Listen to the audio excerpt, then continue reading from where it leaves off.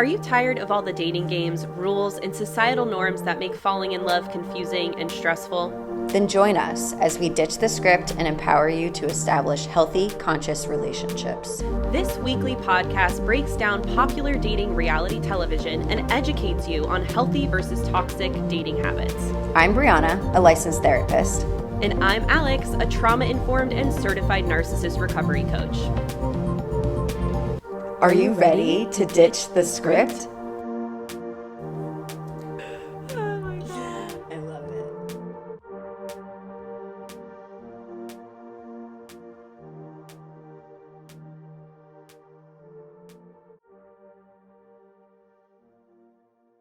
Hola. Hey. Spritz, spritz, spritz, spritz, spritz, spritz. That's Sparkle, exactly what I sparkles. was saying. I know it was. Something I wanted, something I was reminded of while we were doing our pre-record ritual just now is talking about sparkle. Yeah. Okay. How are you sparkling today? Actually, that's a really good question.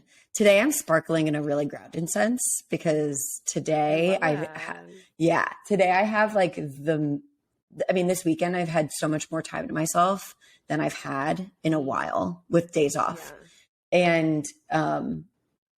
And this morning was so chill for me and it was so lovely. I was listening to music and I was doing stuff on the computer and Tucker was curled up next to me and I had a cup of coffee and it's just basic stuff. But also because me personally, I'm not hungover today and my health is in an okay place. I felt less tired than I typically do on a weekend morning. Amazing. Yeah. And I just had a delicious moment where I was just soaking in the scenery, the vibes. My apartment's kind of clean right now. I was just I was feeling sparkly even in the stillness and the chillness of a Sunday morning. Yeah, I love that. Yeah. I love that for you. I am the one hungover today, everybody. Yeah. Which is so and rare. Not feeling great. This is opposite. Usually it's me fighting through something tragic. Oh, not actually tragic, but hangover tragic. I'm hungover AF today. Not throwing up, but fuck, there's a part of me that's maybe I should. I'm good. I'm sparkling in my hangover by really just doing this today and then taking care of myself and drinking a lot of fluids and listening to what my body needs. That's a sparkle. Yeah, that is a sparkle. That is sparkly. It's pretty sparkly. It's it's an interesting conversation between you and yourself of ping pong. What's happening? What do we need? How do you feel with this? What else do we need? What can I get you? Here it is. Yeah. Yes. Sparkly. Precisely. Yeah. Well, it's great. The reason I brought it up is because I was on a date with someone and we were talking about his ADHD. And I said, because he was talking about how much he, now that he recognizes it in his being, he's there's so many elements that are related to having ADHD that I actually really like about myself. And I like about how I move. 100%. Yeah. Yeah. And so what I told him, I was it's your sparkle. And he was whatever do you mean? And I described it as the sensation of Pop Rocks in your mouth. Ooh, I love that. Pop Rocks is a solid candy. You need to bring back the Pop Rocks. Yeah, you got to bring back the Pop Rocks. It is it's an experience. I'd call it an experience more than a candy. Because it's very agreeable. I wonder how much the chemical reation it needed to make that sensation happen in the mouth. I wonder how great that is for our little childhood selves. Just eat some Pop Rocks, kids. Probably pretty bad. Can't be much worse than taking a solid sugar stick and dipping, making it wet with your saliva, and then dipping it into loose sugar pouch. Immediately, I was she's gonna talk about Fun Dip right now. Yeah. Yeah. Yeah. I used to eat the fuck out of those. I'm not going to lie. Baby bottle pops too. Basically the same thing. Different form, math different or whatever. Form. Yeah. Yeah. It's the how many so shaped candies were we given in the 90s and early 2000s to be dunked into some kind of powdery substance? Too many. And my issue with it, outside of it being like a little bit sexualized, is the saliva used as an adhesive. Don't love that. I don't love that. This is all pre-COVID. Yeah. And like I was sharing my fun dip. I didn't want to share my fun dip, but like I was. Yeah, with me. Yeah, that's right. Oh my God, I loved it. Even like talking about it, like my mouth is watering, which is so funny. It's because literally Pavlov's dogs right now. Like if it was here, I don't think I'd eat it, but like my mouth is responding. This is how powerful the brain is. Same thing if you think of biting into a lemon, your mouth will start to salivate because it's like that is how powerful our brains are. So lesson for the day. Let's talk about, so obviously being out in the dating world again. We're dating. I want to talk about, we're so dating. I want to talk about this concept of thin slicing on our dates. Because I think it's so necessary. Yeah. What is thin slicing? So thin slicing is when we make snap judgments about people. It's something like under a second that we will look at something or someone and make some kind of prejudice or have some kind of prejudice thought. And so a lot of like, for example, one that is unfortunately common that I am thankful that there's a movement against this now. But like people who dress a certain way, like they must be loose, right? Or they must be promiscuous if they dress that way. And it's like, not necessarily. That is a example of a thin slicing judgment, right? Right. And so the reason I want to talk about this with dating is this can really F you up if you are not aware of the prejudice thoughts you are having when you are meeting someone completely new. Because that initial thin slicing moment can literally make or break your date. Right. Yeah, that's so true, because you can come away from a date not having been aware of any of those snap judgments that you make. No. And come away from a date and be like, oh, this is just so far away from a potential match for me. But really, your brain has just spent the time that you could have been connecting and learning more about this person, making quick judgments, assessing how you feel about those judgments, filling in the gaps with your brain. And our brains are doing this for like very, very useful and specific survival, evolutionary process. Yeah. But when you do that, you're not active listening. You're hearing things through a very filtered lens. And this person might as well be like a quarter drawing of who they are. Because you're not really hearing it. And then you walk away and you're like, oh my God, I could never. And it's like, you barely even met the person, I think. You didn't, because it's like, are you really listening to them? Or are you so wrapped up in your own thoughts that you're not hearing them? You're not getting to know the person in front of you. You're just like, you've already categorized them as whatever judgment you just made in your mind. You put them in that box and they're not going to they're not going to find their way out of that box because it's your brain creating the box. So and the reason I bring this up is because it's happened to me. And when I caught myself doing this, I reminded myself to regulate. So like I went through a quick in my mind, like, can I feel my butt in the chair? Can I feel my feet on the floor? Can I, whatever. And when I started to make sure I was present, the thin slicing judgment, like trying to make sense of who this person is within the first 5 seconds of meeting them, settled down. And it was like, okay. I then went on to have an amazing date.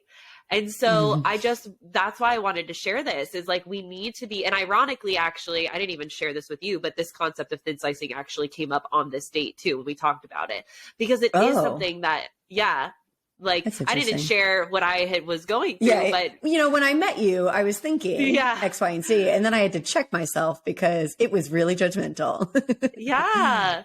Yeah. And I mean, like, honestly, like, and I couldn't have been further from the truth. Like, what my initial prejudice or like thought of like, oh, this is how this is going to be was the furthest thing away from what it actually ended up being. And so I just wanted to share that because thank God, like, I just had this moment where after the date, I looked back on that and I was like, old me would have screwed myself up staying in that limited range of thinking and putting this person in a box and holding them to this, like, oh, this is just who you are because I already figured you out. And if I was not as aware and present in my thoughts and body, it would have turned out to be a wasted opportunity. But instead it was great because of me being able to catch what I was thinking, remind myself of, let me get back into my body and let me just get to know this person. And oh my God, what a great night. So we were talking about this a little bit earlier, and Alex had said that like she could feel the shift within herself after she grounded herself and took on a more active listening stance. And she said that she was actually listening differently. And I think that that's the thing that you're going to want to notice. If you're noticing, okay, I'm like you could be in your head for any reason. It might not even just be about your judgments. But if you're in your head and you're having a hard time focusing on the person in front of you, because let's be real, first dates are incredibly nerve-wracking. Being in front of a brand new person, and regardless of what situation you may have just come from, is challenging to sit in. So being able to ground yourself, to shift your focus and really start listening to the person in front of you is going to make you more receptive to getting to know exactly who you are. And if you, at the end of the date, you still find that this person's on a match, at least you know it's not because you were filling in the gaps with your brain the whole time. Exactly. Yeah. Our brains are they're wonderful, highly intellectual machines that can either have the power to either create a reality that is so not fun, not fulfilling, not satisfying, or they have the power to do the complete opposite. And the more I learn, the more that I'm like, oh my God, this work is really all about being in the body, controlling the rampages your brain wants you to go down because of its highly evolved, like it still thinks we're living in the caveman days. And so these little triggers, these little judgments they come from a place of wanting to protect. They come from a place of, what was the other thing I said before we got on here? To protect, conditioning. Like if you grew up in an environment where someone they were thin slicing and they shared that thin slicing gossipy, like, oh, well, because this person's that way, this means that about them, right? Those thoughts can really hinder your human experience on this planet. So it's just, this is why I'm so passionate about what we do. I really, I get off on it because it's like, being able to experience all that in real time and come back down to earth is like, well, it changed everything for you. Again, regardless of like what ends up coming out of this specific dating experience you had, it doesn't matter. That recognizing that you were thin slicing, that you were having snap judgments, challenging yourself a little bit, then bringing yourself back into your body to be present, shift your attention focus back onto listening, that made your dating experience for the rest of the night. Yeah. Yeah. Very cool. And I mean, I also was just in great company. Yeah. How did the two of you talk about this? Oh my God. He described it and I was like, yeah, that's called thin slicing. It's a thing. And, I can't remember what he shared where I was like, this is what this is. But I remember we were talking about how the important part is like, it's not, how do I describe this? It's not the thin slicing that's the issue. It's going to naturally happen. Like our brains are the fastest computers on this planet. So there's the thin slicing thoughts, like you're not necessarily going to be able to control the first thought, but you can control the second one. And so it's like, you need to become aware of like, okay, I'm thin slicing, like, and you don't need to call it that, but you can be like, ooh, I'm having a judgment. I'm having a thought. I'm making an assumption about what's happening, this person in front of me, whatever. And I'm still going to choose to get to know them That's the progress. It's when we allow the thin slicing to stop us from getting to know the person that it becomes detrimental to our experience. Right. So that is the conversation we had around it. Just how, really the important thing isn't necessarily the first thought. It's whether or not you allow yourself to get curious and continue to ask questions and get to know someone or not. That's such a good point. I'm glad you said that, because like I think a lot of us are still in the place of, how do I even become more aware of thin slicing, making snap judgments, having these automatic thoughts? That's a forever process. It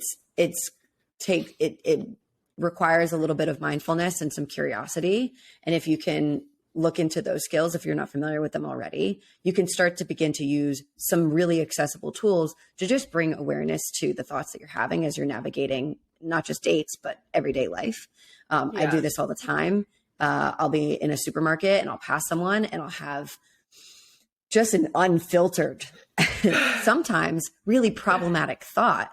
And I'll notice the thought, and instead of beating myself up for having the thought, and I'm also not endorsing it either, I'll notice it and I'll be like, oh my God, that was actually quite problematic. And that's what you are talking about, where it's like, you're not going to be in control of that first thought. You're going to be in control of the second thought. All of my first thoughts have everything to do with my upbringing, my environment, spatially, my awareness of where I am in the world right now, how I'm feeling, where my health is. Like, it just has everything to do with everything. And I am not going to task myself or others with the responsibility to change those automatic thoughts. We are not perfect people. We will never be perfect people. We are never going to have perfect thoughts. But what we can do, and what we will forever, like this work doesn't include saying, okay, the first thoughts that you're ever going to have are going to be perfect and unproblematic and righteous and beautiful. They're going to be thinking of all other people all at once. It's just never going to happen. So don't expect yourself to have that. You just want to be responsible for having that conversation with yourself so that you can be in control of what you decide to do with the thoughts. Some of them, at least the ones that jump out. Yeah, exactly. What Bree said. Crushed it. Period. With a T at the end, like the youngins do nowadays. Period. That's right. How do you pronounce it? Period. With a hand clap emoji. I wouldn't say like that, but I believe and I respect your dramatic reading of the word period. There you go. Thank you. Okay. We have our final Bachelor episode. It's our last one. Break your glass windows. You didn't. I was actually not that loud. You're pretty good. Okay, good. This is our final episode with Zach Shallcross and his lovely Zach Shallcross, ladies. My man. Yeah. Gabby and Katie. And then we also have two favorites. The AFR. Yeah, they are my favorites. I'm really happy that they're both there. I am so sad about how this all went. It was all like very normal and like I got it, but like we'll talk about it. I'm still harboring some like negative feelings towards Zach. If I'm honest. That's okay. You are allowed to, and I will hold space for those feelings. Thank you. Negative feelings. Thanks. Yeah, they're safe here. You're allowed to be upset and annoyed and angry. I kind of am too, honestly, a little bit. You are? Slightly, yeah. And oh my God, I'll explain why. Yeah. Okay, I love that energy. So we're mad. We should probably Zach. We should probably mad start isn't the right word. Not mad, disappointed. Okay, yeah, disappointed. I'm not mad at him. Bummed. Yeah. Should we start with Ariel in her AFR appearance? Yeah, we can. And I also want to say something about Sean and Catherine Lowe. May I? Oh, yeah, please. Why are they there? That's what I want to say. That's what you want to say? My first thing is they have got to be paying Sean and Catherine so much money because they look so over it, yet keep showing up. They look so over it. They're like, we don't really want to be here, but they're paying us a lot, so we're gonna be here because we have 3 babies. And like, okay, gotta get out of the house. Yeah, we can pay for a badass babysitter with this check. But I also kind of feel like the theme is like Sean had been giving this like prophetic advice to Zach for like the whole experience, which I don't really understand. They've done this before too. It's like the fuck. But then they get to AFR because like Zach obviously like it starts with fantasy suites and then like it's the finale and then comes back and then you have Sean and his wife there and Sean's just like, yeah, I mean, I think he went a little far with it. You know, he's basically and it's saying like you didn't have sex, Sean. Sean did not have sex. And he told all of his girls at the dinner date, just like Zach did. So it felt a little hypocritical, like hypocritical maybe is the right word. Or like, I think what Sean was trying to say was like, look, it worked for me and the women I had. But also Sean was a fucking virgin, if I remember correctly. Like, he and Catherine did not have sex until they got married. Great. Zach isn't aiming to do that. So really what I think this whole issue is Zach, again, wanting to emulate Sean and Sean's success, thought that this was going to be the secret sauce for his success when it's not in alignment with who Zach is and what he wants for his relationship. So it ended up just really fucking him over. So moral of the story is, do not take, like, it's fine to heed the guidance of someone you respect 100%. And if that guidance isn't aligned with who you are, what you value, and the decisions you want to make for your relationships and your life, don't fucking take the guidance. Just be like, I respect you. I hear you. I'm going to chew on that. I'm going to contemplate, but you get to decide. It's a choose your own adventure life. Yeah. Choose your own adventure. Yeah. Yeah, I was not about it. I was just like, come on. It's also the one like seriously successful couple. So they're trying to like milk the shit out of Sean and Catherine to be like, this process works. Look, our one bachelor from 2012, 11 years ago is still married. Like, what the fuck? You guys do not have a good track record. Okay. No. Oh my God. But yeah, no, we can talk about Ariel. Through a marketing perspective, it makes so much sense how involved they were. And then, like you said, get to AFR, they show up, and you're just like, oh my God, they don't even want to be here. It just, it drains the magic, For real. the force magic. Honestly, read it all over their Jesse in the like AFR Women Tell All experience, I believe in his skills as a host. But everything is just so funny. Not funny, sorry, phony. Where it's just like, this is the most dramatic ending there ever was. You just have to find out. And then like when people are really upset. Yeah, you say it every season. But then when people are like, actually, like I felt like this AFR, people were dosing some really real shit about how they were feeling, about their experiences. And you get kind of this like, I'll own this. I'm not going to put this on anyone else, but like my feelings were, it's like phony sense of empathy from Jesse. And it's like, and then shift into fake ass charismatic. We're so excited for the happy ending of the Bachelor experience. I was like, oh my God. Like it just felt actually kind of cruel to the people who were really hurt. So, and so I feel like as I get older and I watch this show, this irks me more and more. Cause like before I bought into like the whole like pomp and circumstance of it all in this show. And I was like, oh my God, the love story. They're so in love. Look, they're engaged. They're going to live happily ever after. And it's like, now I look at it and I'm like, these are humans and we are incapable of actually holding space for the human experience in this really fucked up container of a show. And it's like, you want to know what ABC needs to do to make their results better and to have a better reputation? They need to provide therapy to the fucking couple that gets engaged after the psychoness of the show in the hasty timeline of it all. And 2, they should also offer, participants get to decide if they want it or not, but the second they're kicked off the show, they should have, okay, we have a counselor hotline, or you can sign up, here's these people's digits, this is who we work with, hit them up. Because I feel this is why so many people go on this show and have nasty situations, whether it's repetitive, shitty relationships, going on BIP years in a row and never finding success, and only making themselves more insecure, more traumatized. It's like, they have the funds to provide a solution. So why the fuck aren't they? Yeah. So everything you said, yes. Like, where's Dr. Pepper when we need her? Get them connected. Dr. Pepper, come back. Because we know that Bitch, they send them to like what happy couple holiday weekends or whatever. Yeah. They send them happy holiday. Yes, I know exactly what you're talking about. They send them to like a hotel for like a week or two after like the show wraps up to like give them some time to like, I don't know, be a couple. Basically, they're trying to like take them down from the show experience, not just like send them out into the real world with like bright eyes. Like they just got out of prison. Yeah.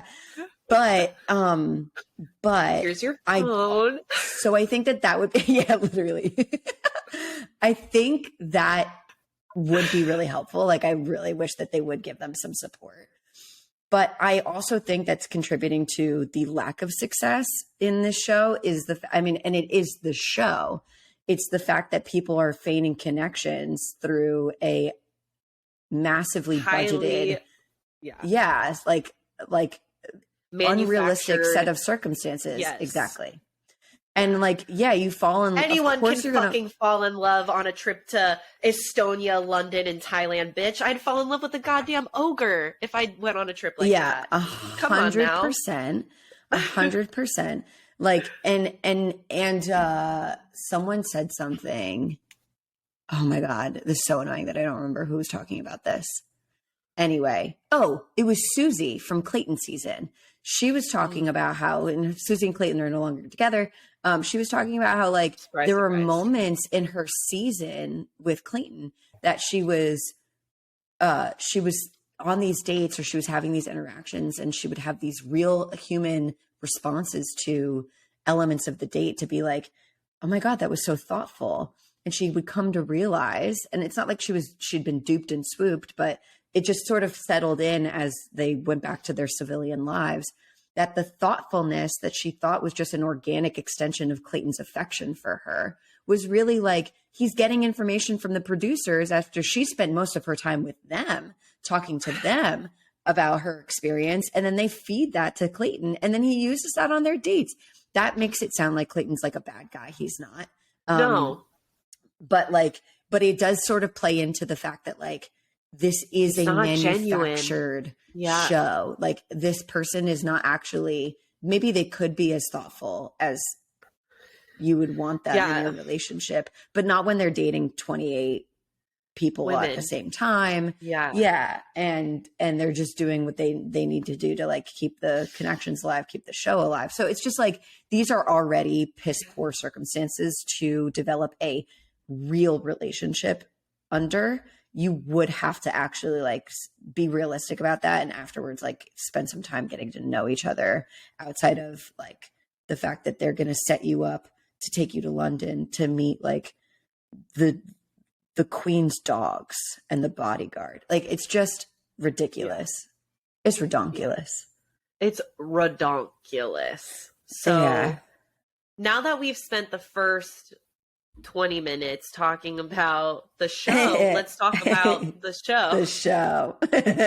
Sorry, I had to get that off my chest. I was having a lot of feelings about that in that episode. Yeah. I think you and I are at a place where we don't need to apologize for saying we've unpacked enough of these to be like, we are calling out the bullshit. I don't want to tolerate it anymore. I feel better. Do better. Me too. So Ariel, she comes in like an absolute goddess. Gorgeous. Yeah. Fuck. She's hot. She's hot. She's so hot. She looks so good. And she comes in and she's just like, she's just got so much poise. He doesn't get it. And, you know, I'm happy he doesn't get it because she deserves better. She deserves so much better. So I'm excited for someone who does get Ariel. Yeah, period. Clap emoji. Period. There you go. You got it. You did it. Okay. Yeah. Yeah. You know what was interesting to me is that Ariel, when she was talking about her biggest point of contention was when Zach came to her and was like, I'm choosing not to have sex. And she's thinking about it like respect, but also I would have loved to be considered as part of this conversation because you would have actually found that I had thoughts on this and actually felt the same way. But instead you took away my agency. And I was like, oh my God, yes. It was interesting to me that she was looking at that experience through the lens of an open relationship, which I haven't heard on this show before, but thinking about it through the lens of an open relationship or a more like polyamorous spectrum is really interesting to me. I don't believe that that's what this show is because there's so much more communication and so much more transparency that is usually needed to make any variance of open relationships and polyamory really work and like ethical non-monogamous situations really work. And like, there's not transparency going on here. But it was just interesting. I just hadn't heard it. I was surprised. It made sense as to why she felt so strongly about being like, hey, like I would have loved to be talking about this with you instead of just being talked at about it. Yeah. Yeah. I agree with her. And can I go on to what she says next? Yeah. And I am so fucking thankful she called out Zach for being like, how dare you? She didn't say that, but like in my mind, I kind of was like, yeah. He went to that rose ceremony without telling Ariel jack shit about what happened. Like, he made sure Katie knew that he fucked Scabby, but he did not bother to let Ariel know as well, which to Bree's point, going back to the ethical non-monogamy thing, like, we need transparency. If you're going to sit there on your high horse and be like, well, I needed to tell you because I wanted everybody to know so we're all on the same page, then you really, like, I really do agree with Ariel that I feel Zach should have shared that with her.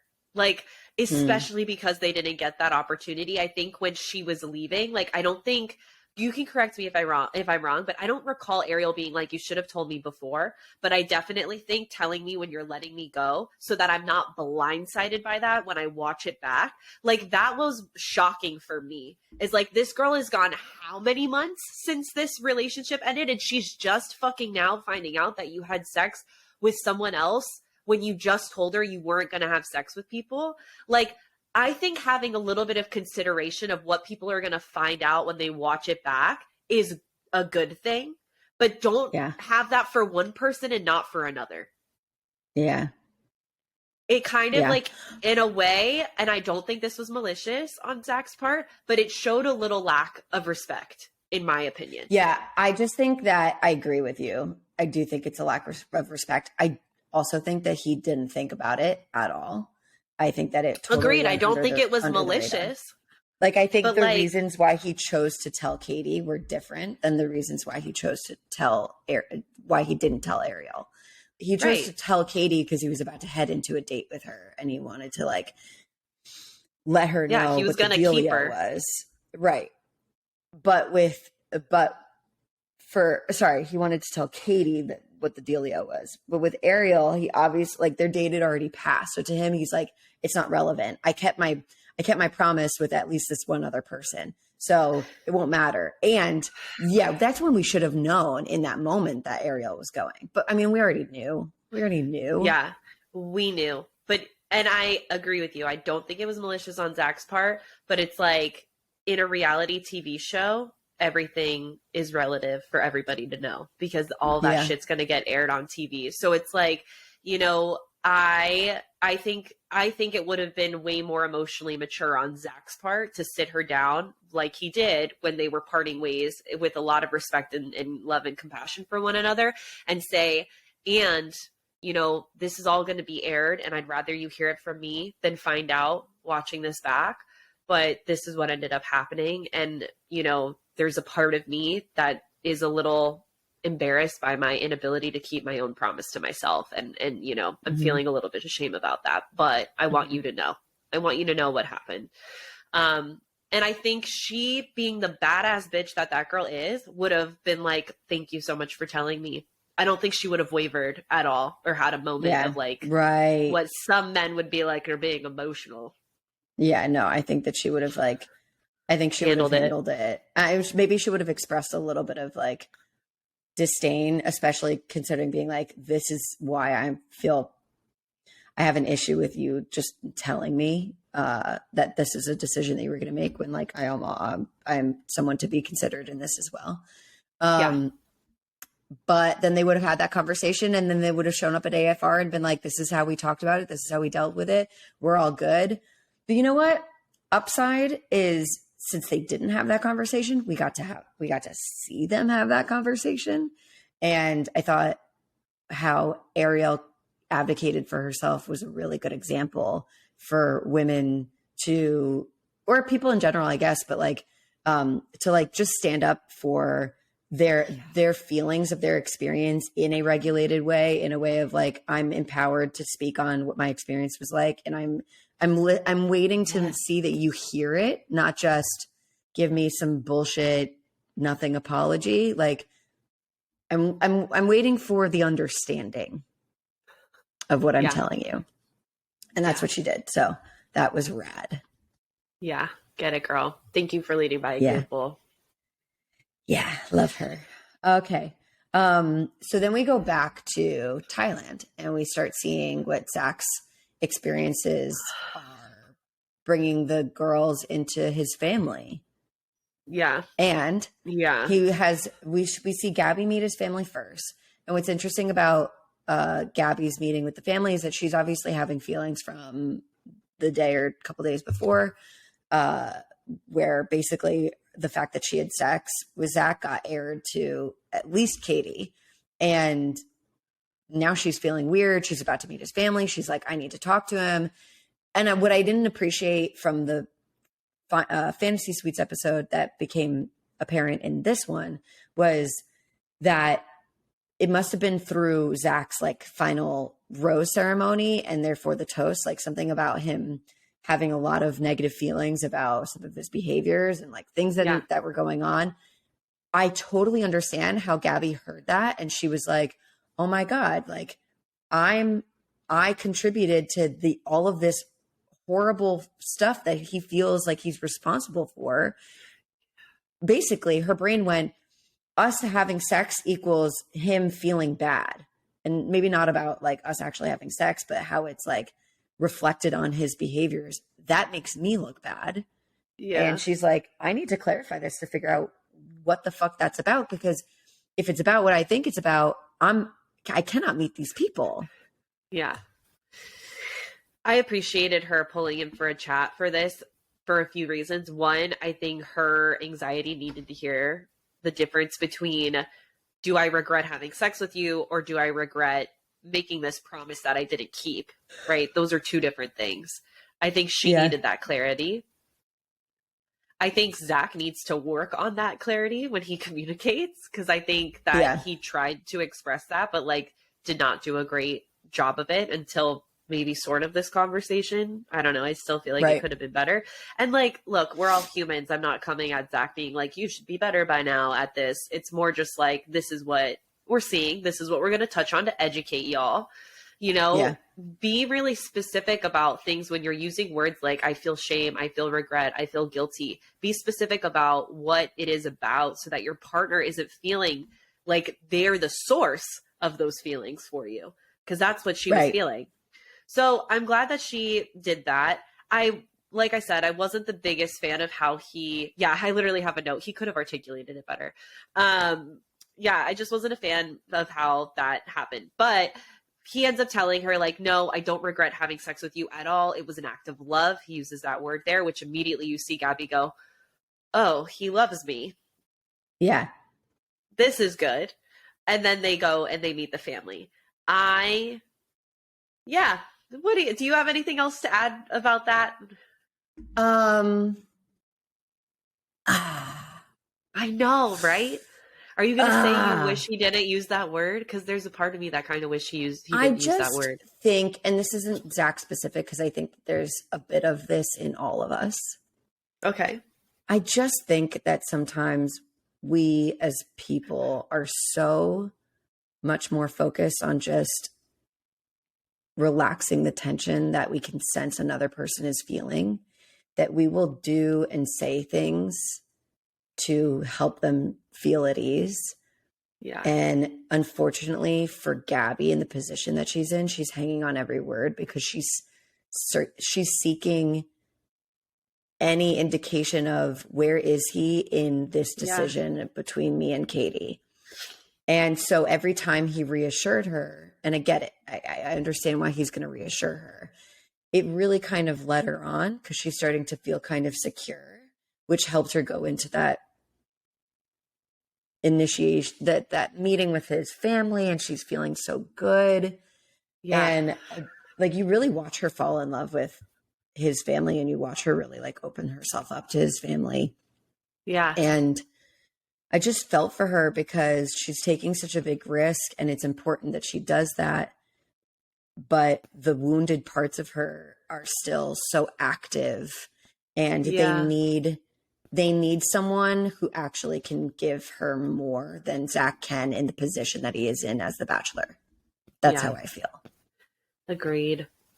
Yeah. And I really don't have much to add to that. Like, she gets along with the family. Literally everybody. Sisters explain they're protective of him because he tends to be the one in the relationship that gives the most. His dad tells her about the whole birth situation. Yeah. And I was kind of surprised she didn't know about that at this stage. I feel like that's a conversation that probably could have come up in the fantasy suite. Yeah. And then when they had their final date and Zach was like, oh yeah, he told you about that. I was like, it's like, yeah, dude, that's kind of a big thing. Yeah. It's literally like, your origin story, bro.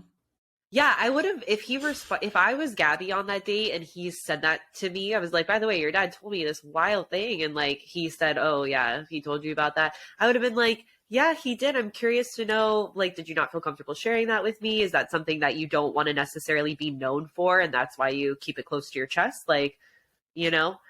He told Kat. He told Jess. Yeah. Oh, he told Jess. Like way early days. Jess. Yeah. And that's why I'm like, that would have pissed me off. Like, if I was one of the girl that he got engaged to at the end, I would be like, she knew like week 3 and I didn't know. And I have a ring on my finger with you before I even know. Like, I would have been a little like bummed. Like, it wouldn't have like negated the relationship, but I do think I would have been disappointed because that's a huge part of what makes Zach who he is, and also what makes his parents who they are together. So it's clearly like huge. Yeah. So that's that. That's all I have to say about them. You have anything else to add? And then they have their beach date, and then their like final dinner date. And what I want to say about that is like Gabby is still feeling a lot as she has every right to. But something that I want to make a note of that Gabby does that I want us to be aware of in ourselves is like when we're anxious, it feels so important for us to have stuff ready to talk about and to questions to ask. I'm not coming for that. We should do that. We should be able to like ask the things that we feel like we actually want answers to. Right. We have to stop asking the questions that like we don't actually want the answers to, but of the things that we do, what I want us to also be aware of that she does is like, she's really leaning in. She's emotionally attached to the answers that she wants to hear.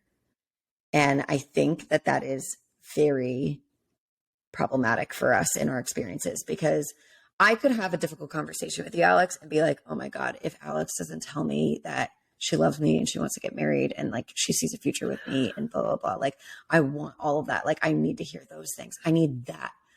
If I pigeonhole you into a very specific set of reactions, you are so bound to disappoint me. And now I'm not just hurt because of the information I'm receiving. I'm hurt beyond ways that you could have even begun to control. Yeah, exactly. I set you up for failure. Yeah. And you set yourself up for an anxiety inducing roller coaster because poor gal, she goes off on the, like, she starts to ask him, like, what do you need from me to like feel this way or that way? Make a choice. I'm tired of not feeling good enough. And this is kind of where we see Gabby crack a little in a very human, understandable way. Cause I can only imagine what it's like to go through this entire process and be down to the final two, which by the way, the other gal that's his final two is your best friend on the show. And it's like, yeah, like, could you imagine you and me competing for a guy?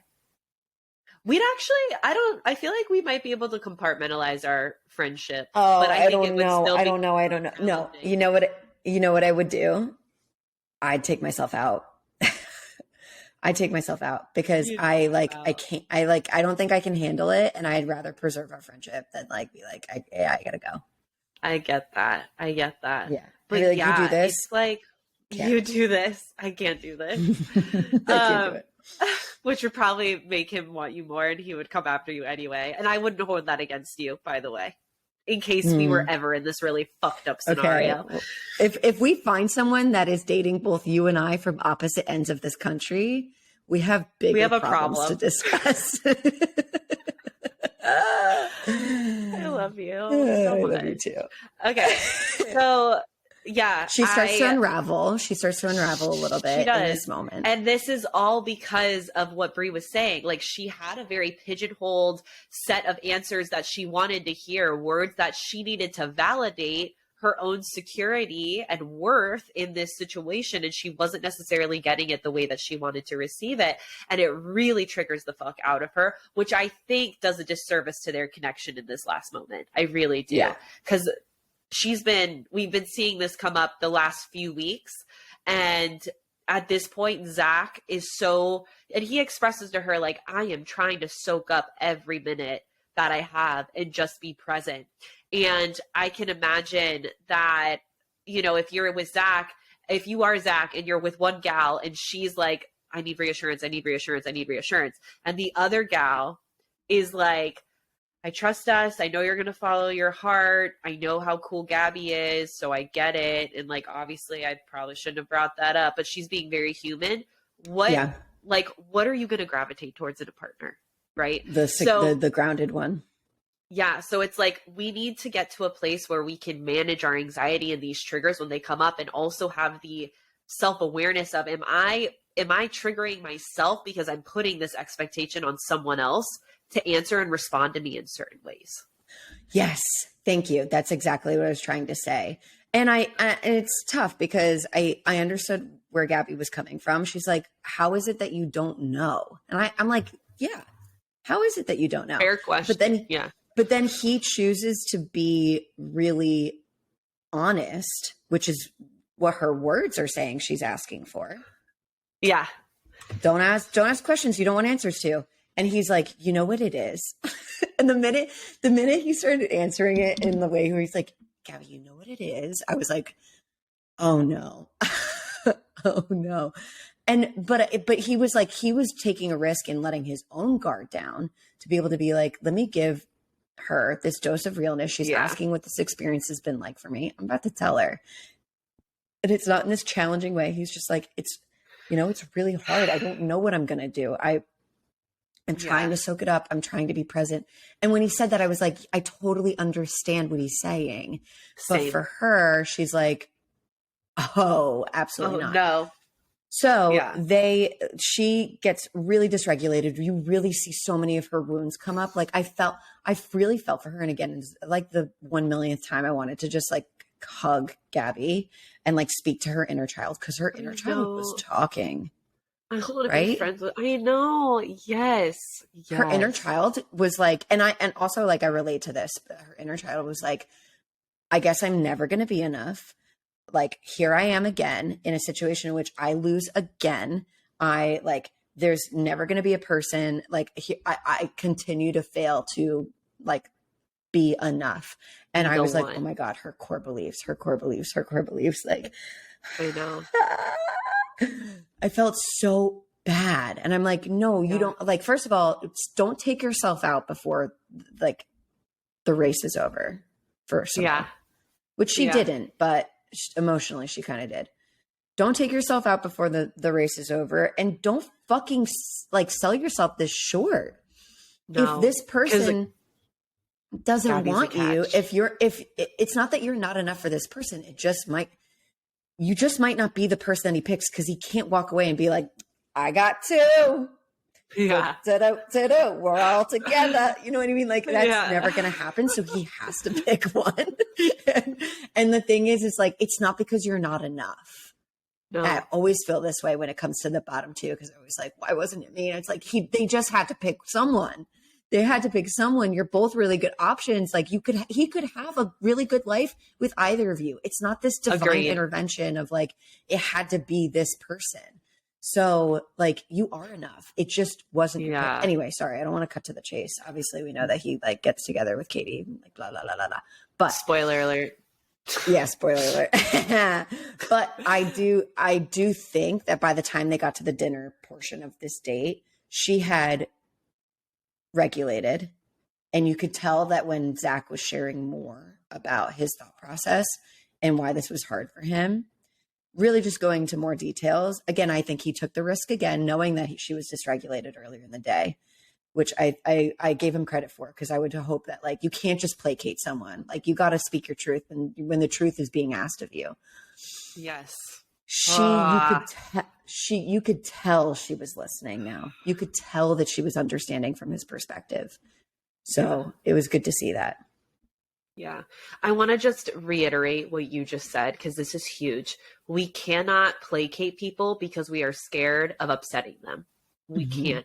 Their emotions are not our responsibility. If they're disappointed with us, if they're angry with us, if they're not happy to hear what we have to say, so be it. Is it uncomfortable? Hell yeah. And choosing to placate someone to avoid the discomfort will always shoot you in the foot in the long run. So get comfortable being uncomfortable, because otherwise don't ask the questions. It's like, don't ask the questions. Yeah. All right. So Kate. Okay. Yeah. So we see, I have a question. What? Are you a Gabby or are you a Katie in the world of binary to possible Bachelor contestants? I really liked them both. Like, this was the first Bachelor. Usually I have strong feelings about one. Like Michelle Young's season, I'm like, pick Brandon. Yeah. Fuck Nate. I don't like Nate. Yeah. Pick Brandon, right? And I was really disappointed when she didn't do that.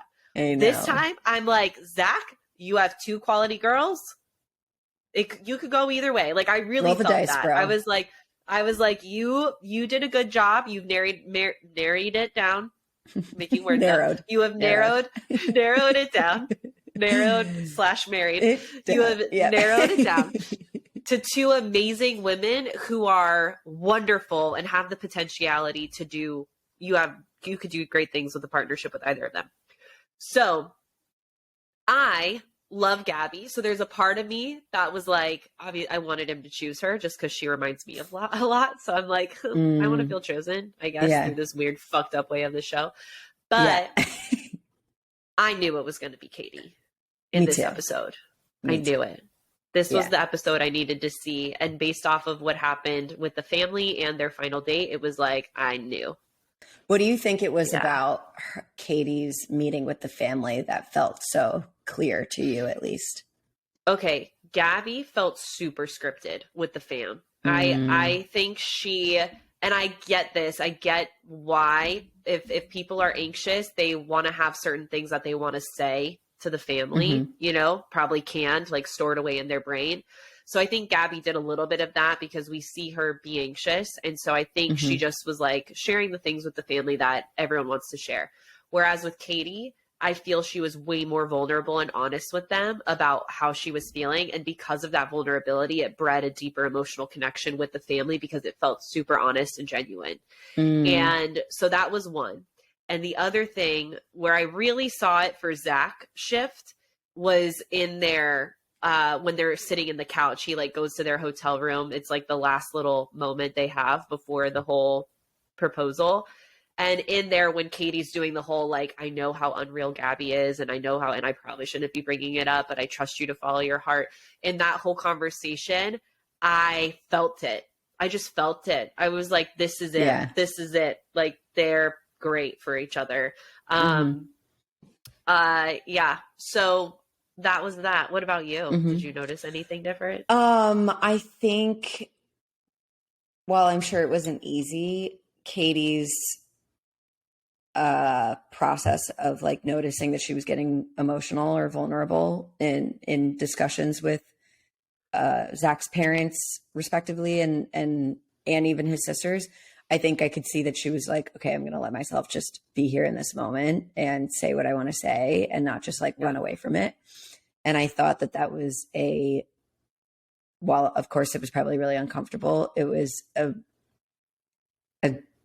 good bonding moment for lack of a better word. I just think that like it allowed her, his family to see her and to see how she like handles her own emotional experience and for her to see if these are people that can hold space for her, which they did. And so I think that ended with some connectedness in a very brief meeting. And if I was Zach and I was seeing that happening, I mean, I know that he wasn't in the room, but like I could know enough about my family to see how they were receiving this brand new partner in my life. I would probably walk away being like, oh, they love her and I am in love and I'm going to marry her. Signed, sealed, and delivered. Done. Yeah. We usually see the family talk to the Bachelor, Bachelorette about their final two. I don't feel like we got I don't recall getting like any of that, but we usually do. We usually hear them say like, we think so-and-so is a great fit, or we think so-and-so is awesome, or she seems whatever. Like we didn't get any of that. I think it's because we had a lot of juicy stuff that came out in AFR.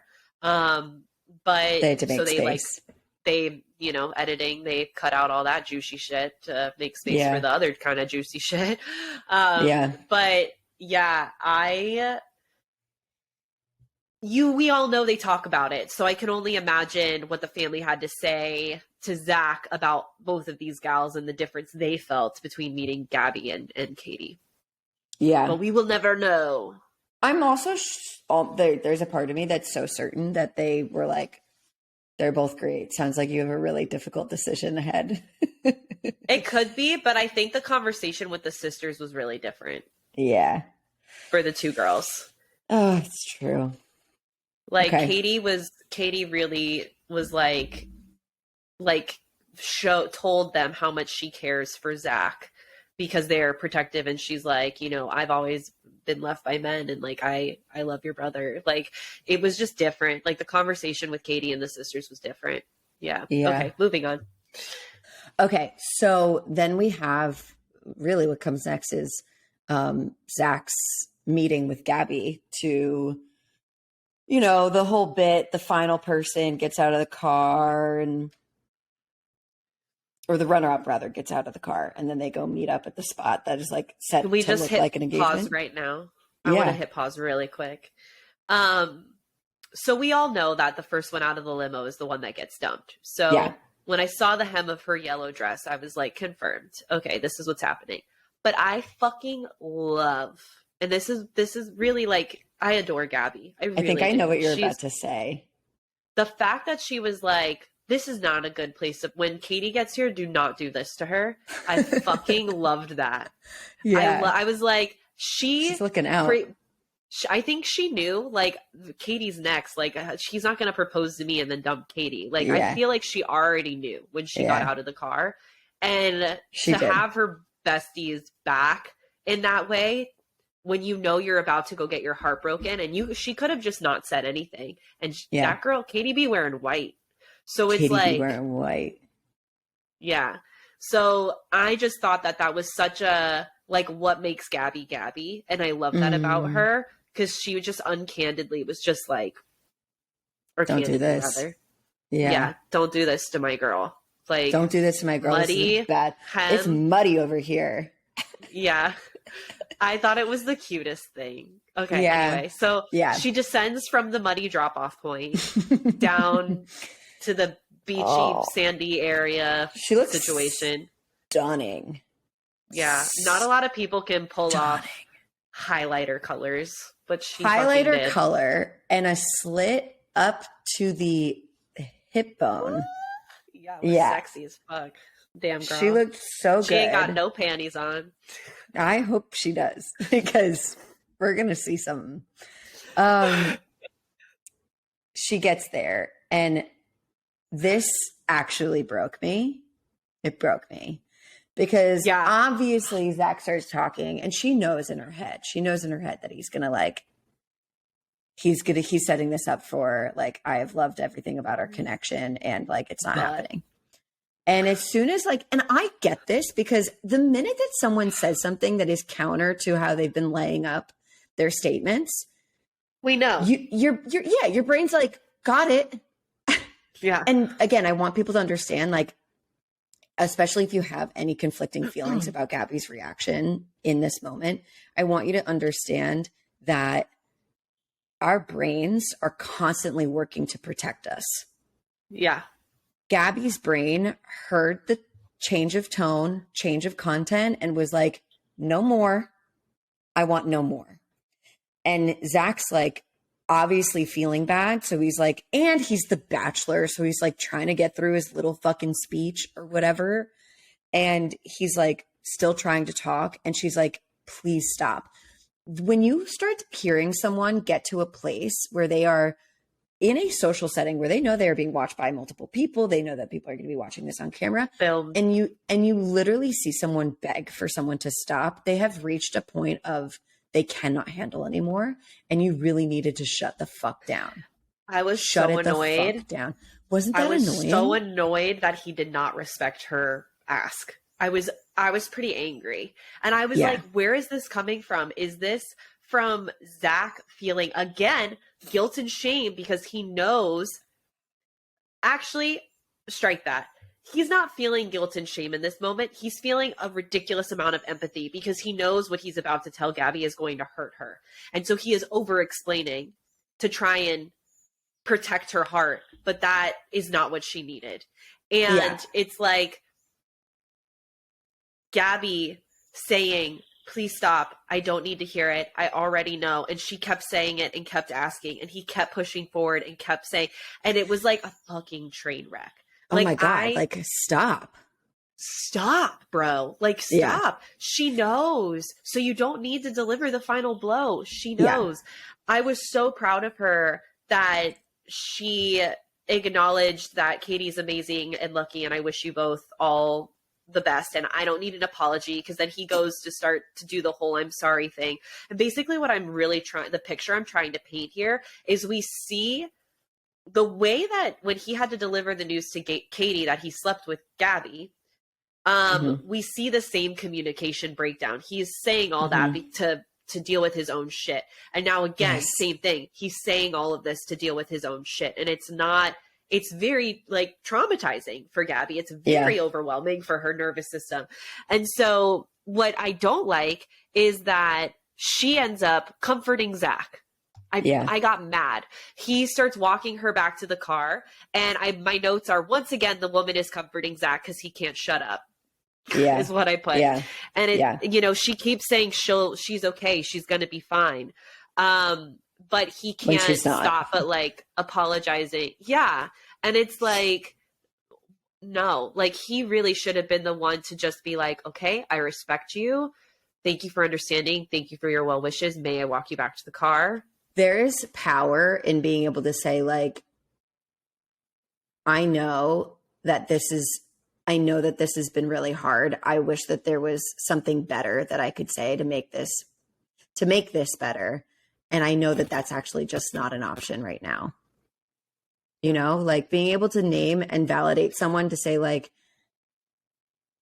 this sucks. And it's a little transparency. Sometimes what I'll want to do is like, my brain is looking for something to say to make this better. And as I keep thinking about that, I know I can't make it better. Yeah. So I'll just shut the fuck up now. I get his position. This is Zach. This is something that Zach needs to work on, but he's in the position of delivering bad guy information without trying to be a bad guy. Yeah. And I think that, as you mentioned, like the way that he's communicating it is because he's burdened with the negative feelings of his own actions, of his own behaviors, or the situation that he's in, which obviously it's more of this show than anything else. Yeah.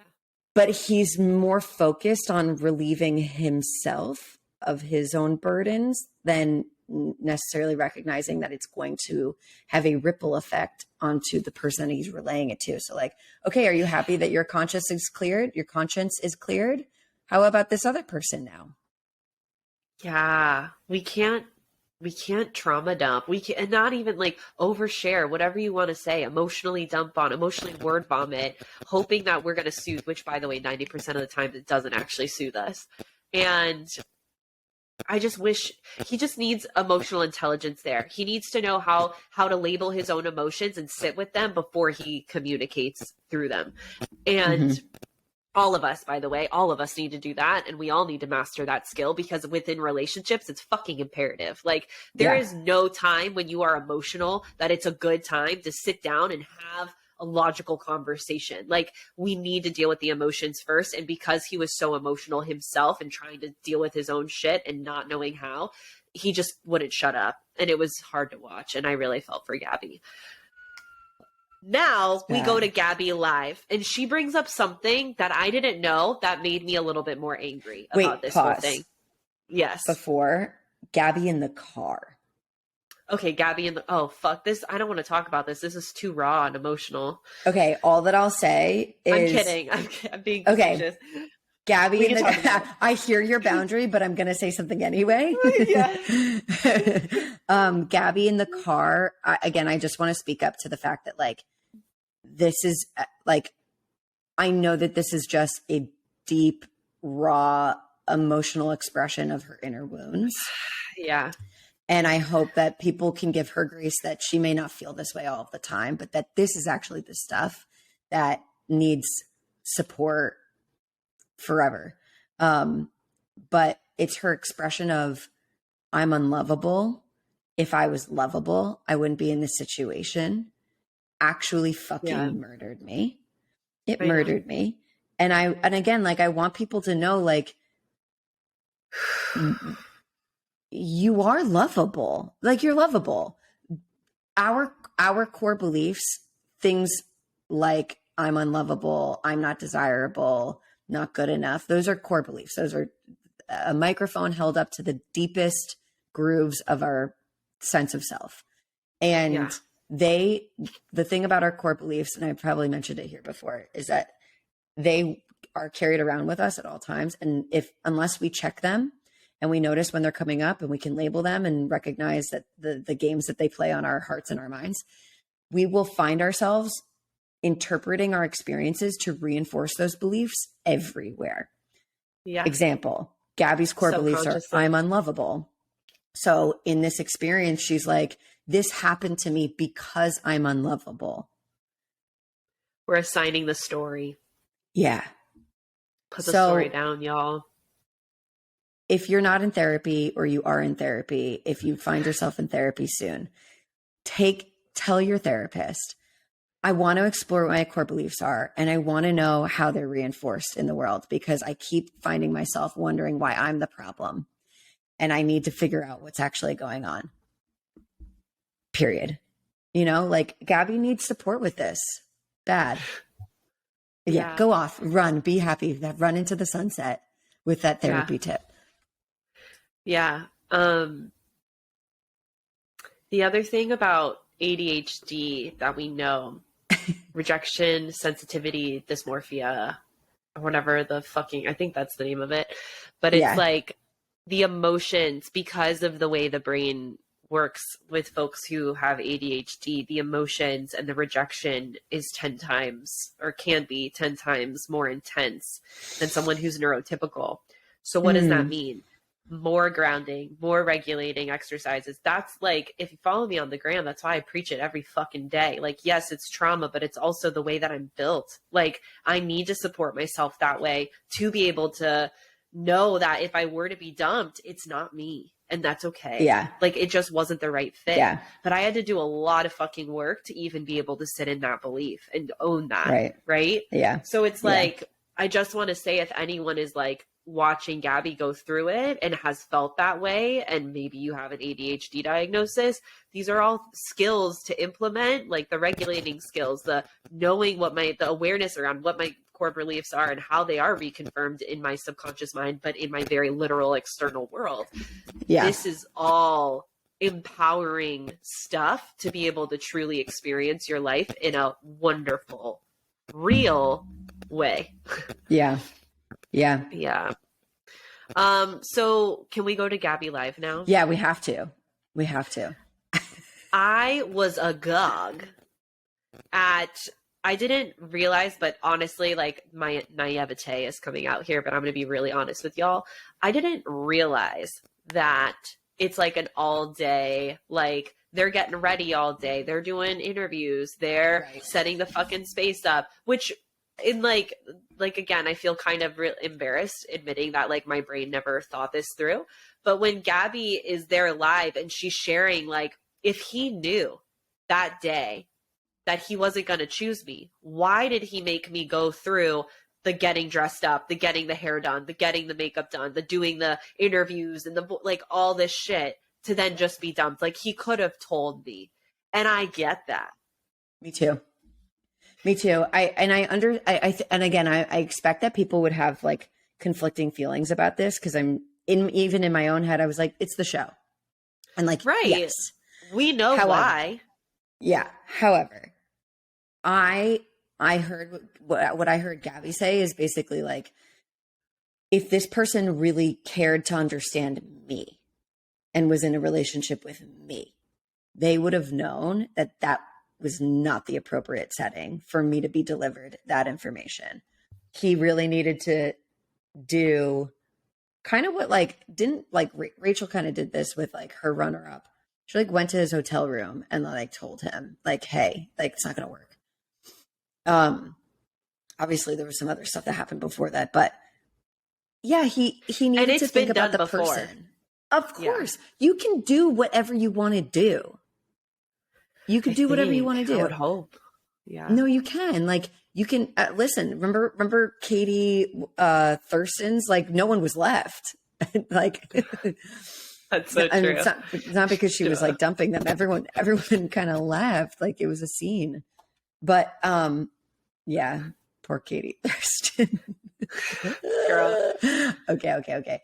Back on track. So he absolutely could have overrided and been like, and gone to her room and said, we need to talk. And that still would have been painful. Like, don't get me wrong. Like, there's really no way for him to have done this perfectly. Yeah. But no, Gabby's like, please don't make me do the fucking song and dance. And I don't blame her. No, me neither. I wouldn't have wanted that either. Yeah. So yeah, I'm really thankful. The other thing that she really brought up that I want to hit home, because this is huge, is the fact that she's like, I knew you were going to be telling people that you had sex. I didn't know you were going to be using my name. And now that this was aired on national television, which by the way is a global thing, because definitely people overseas watch this. Yeah. I don't know if she's being slut shamed or if there's any kind of talk like that. I didn't like go lurk, but there's definitely some kind of backlash that she's getting that's making her feel shitty about it all, especially now that it's happening now.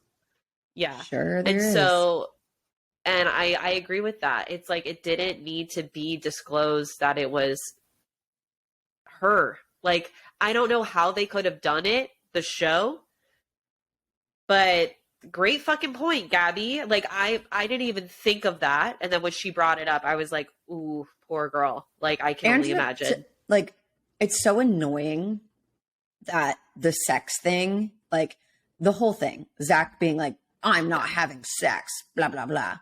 And then him deciding, the fact that that proclamation became such a fixed storyline that like the show is obviously obsessed with.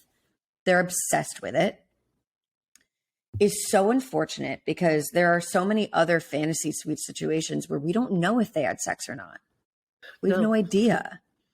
And none of those people were tasked to have to fucking talk about it ad nauseum the way that Gabby has. And she's the one that suffers because of it. Yeah. Also, just to draw a gender bias here, when Alabama Hannah admitted that she had sex with Peter in the windmill 4 times, he got a pat on the fucking back. Yet, you know, someone, a woman, you know, that chooses to have sex with a guy on a fantasy suite, you know, which, by the way, Zach was also responsible for his decision to do that. She's now being perceived as like a seductress or whatever she's being perceived as. Not okay with it. Yeah. I agree. Yeah. It's annoying. So then we move on to Katie, and the gorgeous gal gets out in this like white satiny type dress.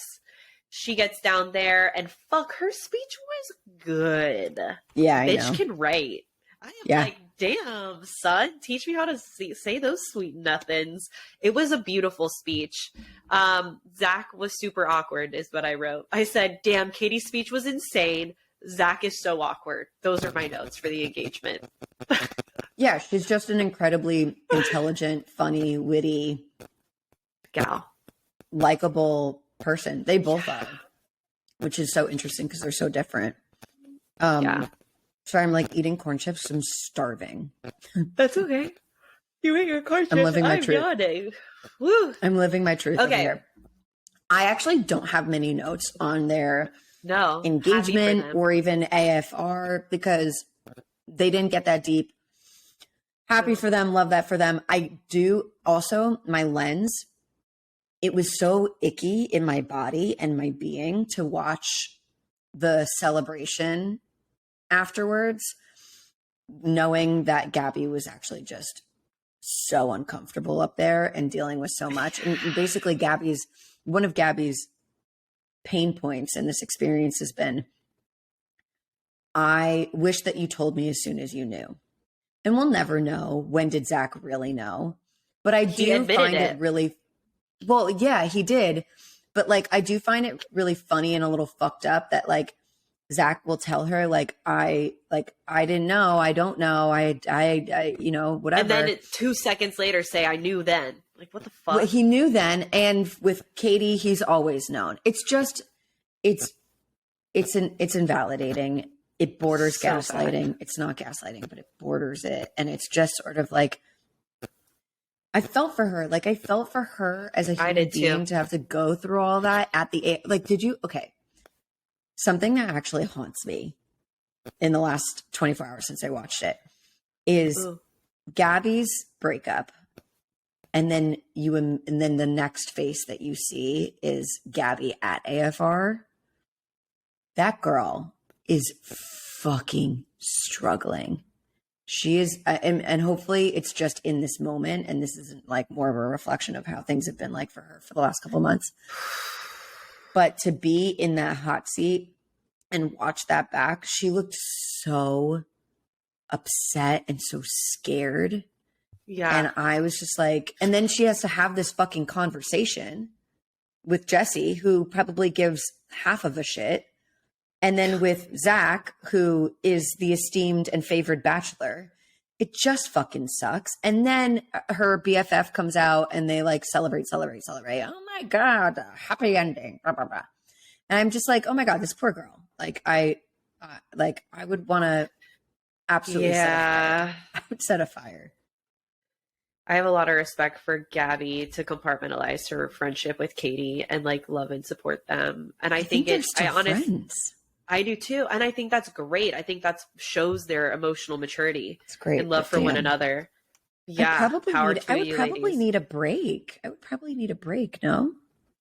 I don't know. I mean, we don't know how often they've been talking over the last few months, but all I gotta say is, Gabby, you're a fucking queen. Katie, you're a queen. I'm really happy for you and Zach, Katie and Zach. And Gabby, your person's out there, and you are worthy as fuck and lovable as fuck. And I love you. I love you. I don't even know you, but I fucking adore how you be, girl. Yeah, I love how you be too. I love how you be. What are we ditching? Oh my God, everything. We're ditching oversharing when we are having emotions. Instead, we are going to sit with our emotions and decide what needs to be shared. Keyword needs to be shared. And make sure we're communicating from a regulated space instead of an emotional space. That's what I'm saying. Yum. Okay.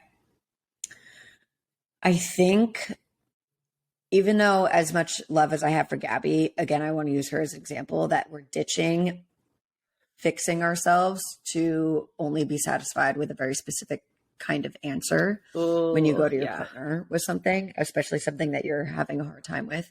You're setting yourself up for failure. It's really never going to work out the way that you want it to. And it takes things outside of the realm of possibility of what your partner can really do for you, because you asked them to be honest and to be human, and they were honest and human in a way that you didn't want them to be. So it's not going to work ever. Period. Yeah. Yeah. And that's it for this week's episode of Ditch the Script. But next week and the following couple weeks, we are starting Love is Blind season 4. Pause for dramatic reaction. And we will be covering 2 episodes per session, per episode. 2 episodes of Love is Blind per Ditch the Script podcast episode. Got it. So as ratio. People on the internet say, watch this space. Watch this space. You can go to our Instagram or TikTok for more content from us at Ditch the Script Pod. You can also go to our website to ask a question or apply for a free 30-minute session at www.ditchthescriptpod.com/podcast. And then you should review us on Apple and Spotify. Leave us some ratings. Tell us how you're feeling. And that's sparkle all up on our shit. Yeah, just even if you want to just be like sparkle, sparkle, sparkle, that's like totally fine. Best review ever. And that's the tea. That's the tea. We love you guys. That's the tea. Bye. Mwah.